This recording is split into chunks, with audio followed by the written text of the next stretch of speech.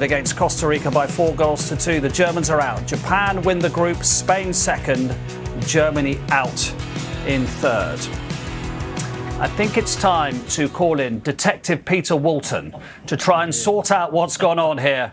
Peter, I think we're fairly clear about the law. If the curvature of the ball is over any part of the line, then it's still in. But we've seen no more angles. We've seen no conclusive angle at all since that moment. No, you're quite right there. And I'm seeing the same angles as you are, and you're quite right with the law as well. There's a misconception in law that just because the part of the ball that touches the ground is over the line, the ball's out. Well, it clearly isn't, because it's the curvature of the ball, as you quite rightly said. And we see this often at the corner kick taken when the ball's over the line, but not quite over the line. In this instance here, what the VAR is looking for is the evidence to suggest to the referee that the ball has clearly left the field of play. And if we're looking at the evidence that we're seeing in front of us, he doesn't have that in front of him. What I would suggest is the goal line technology uses those cameras there to see if the ball is in or out of the goal. Those same cameras are being used for VAR to discover whether or not that ball has left the field of play. So there are angles that will show that. If, however, a player's boot or a player's shin has just gone over the top of the ball so you can't see it clearly, then the VAR will say to the referee, I don't have that evidence to give you, Mr. Referee. Stay with your on-field decision. So we'll wait and see what pictures FIFA show us. But at the moment, the law is specific. The ball is still in play if the curvature of the ball touches or breaks that line. Do we have that evidence in front of us to show to the contrary? No, we don't. But it's bizarre, Peter, that we haven't been supplied. Anybody in the world, all international broadcasters, no one has been supplied with that conclusive evidence. That's a bit odd, isn't it? Well, that's very peculiar, actually, because if you remember at the start of this tournament, what FIFA said for offside decisions was that those decisions would be shown automatically to the stadium so people who was watching the game in the stadium could see them. And that technology is still available for this goal line decision here. So I'm at a miss as to why they haven't shown it yet, but clearly they've got the reasons behind it, and only time will tell. But I do think the evidence will appear sooner or later when that ball hasn't completely crossed that line.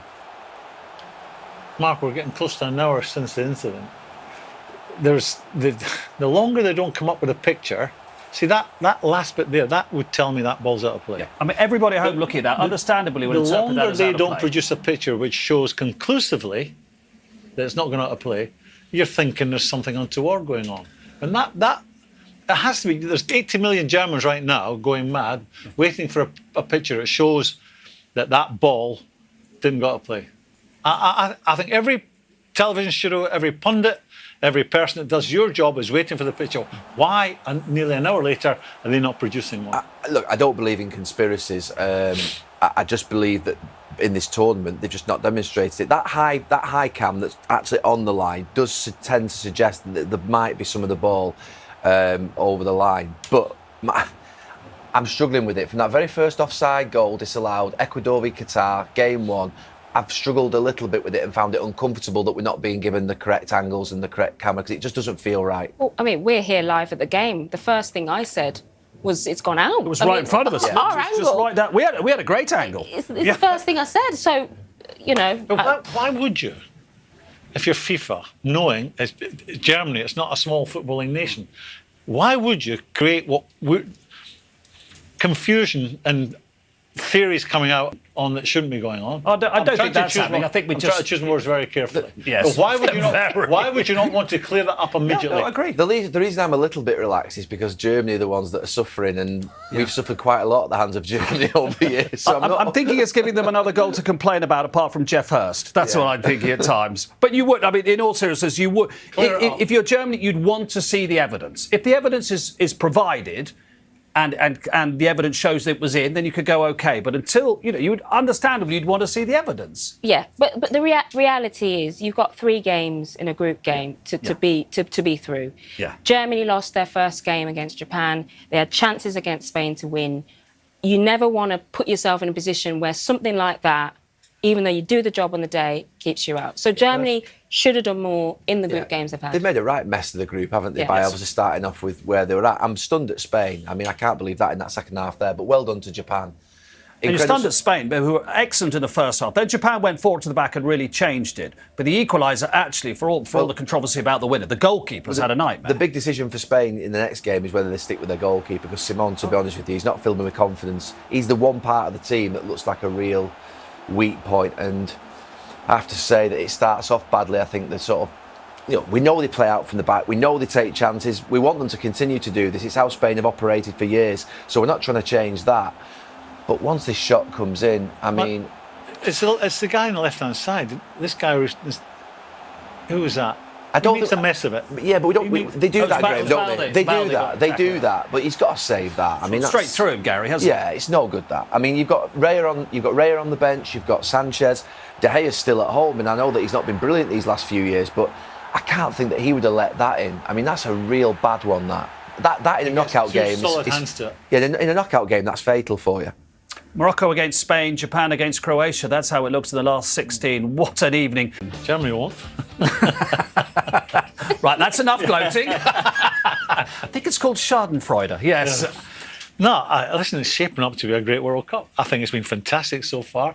And it's like any other World Cup. The further you go into it, the games get better, the players become more relaxed.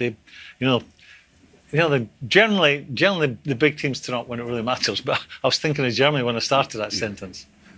I mean, is there any such thing anymore in this tournament? Well, it's a big nation. We've just seen two go out today, Belgium and Germany. So, if you're a sort of so-called smaller team in this tournament, you've got everything to play for. Go for it. There's been so many examples. Yeah, absolutely. Just say Japan, Croatia have been fantastic in the last 6 years, but they're an ageing team. Let's be honest, aren't they? And with the energy and the belief that Japan have shown, that's one game you look at and think, yeah, there's absolutely no certainty Croatia go through. They'll fancy the chances, and when Spain get back into that dressing room, they'll probably work out that they've gone down a little bit of an easier side of the draw. Yeah, that's the other thing we haven't mentioned. Yes. And they'll be not deliberately. Not deliberately. No, I mean, they were trying to go for a goal at the end, and there's no way that they were sort of in control of that decision, and obviously the goalkeeper throwing him on in.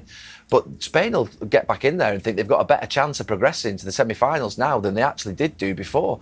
And look, at this moment in time, I think you look at some of the African teams, the Asian teams, they fancy the chances in this World Cup. Is this a Winter World Cup where mid-season, does this start to explain the strangeness, if we can put it that way, of some of the results? Or just the narrowing of the gap in international football? I think it's more about the qualities of emerging nations. I think you've seen Japan tonight. I mean, they looked like an experienced footballing nation with a great pedigree. They were at it. They stuck together when the going got tough. I think you have to put the USA in the same category. They've been really good, and you look at them, and I watch them playing against England, I'm thinking that's a team with pedigree, not a team that's just sort of getting going in world football. And I think it's a closing of the gap. I really do. And it's the exposure, isn't it, in the big leagues to all these players. You'll even look at Australia as well. The fact that they're playing in major leagues now. Well, you made the point earlier, you look at USA, all of those lads are playing in Europe. So the fear factor, the inferiority is gone. The Japanese, a lot of them are playing in Germany, in Spain. So I think there's a psychology shift that's happening. We don't tend to trust FIFA at all, do we? Obviously in our country, and for a good reason. But the reason they've moved the actual World Cup to 48 teams in a few years' time is to widen in participation, to give more African Asian teams to be able to do it. And in the Premier League, we see Omras, we see all of it. Here we don't.